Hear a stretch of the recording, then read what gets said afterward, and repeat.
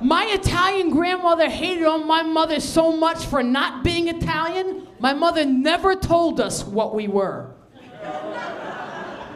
She was yellow, with freckles, and she had the kind of hair that if she scratched her head, you could hear it from across the room. And we would ask my mother all the time, Mom, what are we? She'd say, why? Who wants to know? And we go back, look, you gotta tell us. We're kids, you gotta say something. She said, well, you tell those kids if they wanna know you're everything. So that's not gonna cut it. She said, well, tell them you're Italian and you're French. French Creole. And she said, if they don't know what Creole is, tell them to look it up. I looked it up. It said to be prepared with tomatoes, green peppers, onions.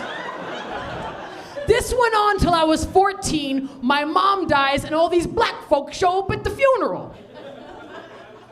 Right? Now the Italians are like, wow, what is it over? Why is the cleaning crew here?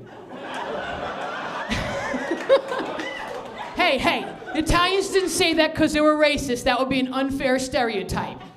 They said it because those black folks showed up 2 hours late. Now, I'm in the room, and this woman, who looks like my mother, she's about 4'11", both ways.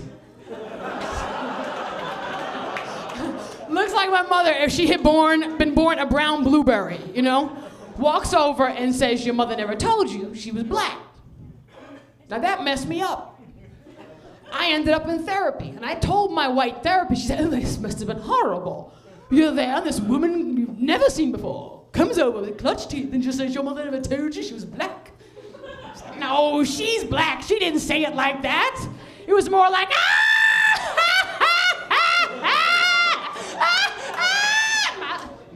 you didn't know you were black, did you? Man,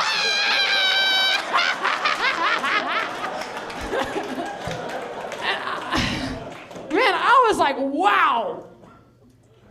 That's why I know how to throw a ball like a guy and I'm not a lesbian.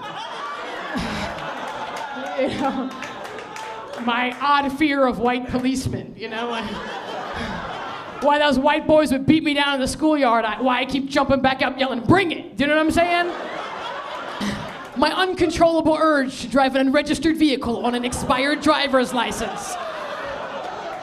And I did therapy, I did support groups, you know, because it's hard. And people say, why is it so hard? There's been mixed kids ever since black folks landed in the United States. The difference is we're the post-civil rights babies. We're the first group whose white parents actually claimed us. And that screws you up. I joined a support group for black people like me. Guy there, half Jewish, half black, Tyrone Bergenstein. Lives in the projects, but he owns the building.